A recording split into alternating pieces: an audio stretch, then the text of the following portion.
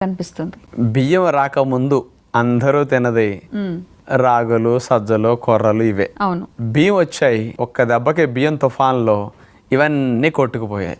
అసలు అడ్రస్ లేదు. సజ్జలు, జొన్నలు అంటే పశువులకు వేసే దాన అనుకుంటారు వీటిని. అవును. పశువులు తినే అనుకునే స్థితికి వచ్చింది. చివరికి ఏంటంటే మనుషులు మానేశారు, మరి అవన్నీ ఎవరికి పట్టాలి? అందుకని మెట్ట పంటల కింద ఇవి పండుతుంటాయి. అందుకని వాటిని పండించడం, పశువులకు అమ్మేసుకోవటం. అవును.